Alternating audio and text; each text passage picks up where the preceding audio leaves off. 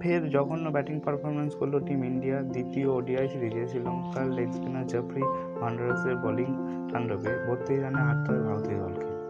এই সম্বন্ধে জানতে হলে চ্যানেলটিকে লাইক, সাবস্ক্রাইব এবং পাশে থাকা বেল আইকনটি প্রেস করতে ভুলবেন না।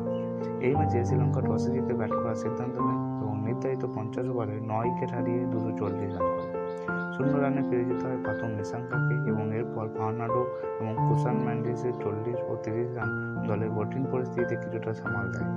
শেষের দিকে কিমান্দু ম্যান্ডারিস এবং ওয়ালাকারের 39 রান দলকে সম্মানজনক জায়গায় পৌঁছে দেয়। ভারতীয় বোলার ওয়াশিংটন এবং কুলদীপ 2টি করে উইকেট সংগ্রহ করেন। এছাড়াও সিরাজ, অক্ষর প্যাটেল 1টি করে উইকেট তুলে নেন। ম্যাচে রোহিত শর্মাকে 2 ওভার বল করতে দেখা যায় এবং তবে উইকেট তিনি পাননি। পরে ব্যাট করতে নেমে তিনি আরেকবার প্রমাণ করে দেন যে কেন তাকে হিটম্যান বলা হয়।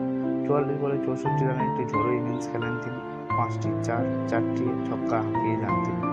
প্রথম ম্যাচের তুলনায় এই ম্যাচে শুভমন গিল কিছুটা হলেও ভালো খেলেন। 44 বলে 35 রান করে ইনিংসটা মোটামুটি পারতে দেওয়ার যোগ্য। বাকি ব্যাটিংদের পারফরমেন্স ছিল সেই রকম, বৃষ্টির আকাশে রামধনুর মতো একবার দেখা দিয়ে চলে যায়। আর ব্যাটে হাতে 14 রান, শিবম দুবে 0, শ্রেয়াস আয়ার 7, KL রাহুল 0।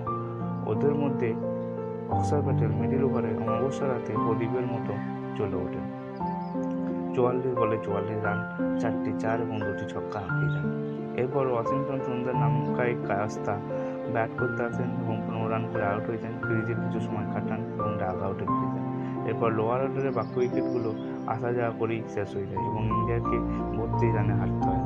একটি লজ্জাজনক হার এবং গৌতম গম্ভীরের ওপর প্রশ্ন, তিনি প্রথম হেড কোচ হিসাবে একটি হার দিয়ে ওয়ানডে ম্যাচ শুরু করেছেন। এই সম্পর্কে আপনাদের কি মতামত অবশ্যই কমেন্টে জানাবেন বন্ধুরা। দেখা হবে নেক্সট ভিডিওতে।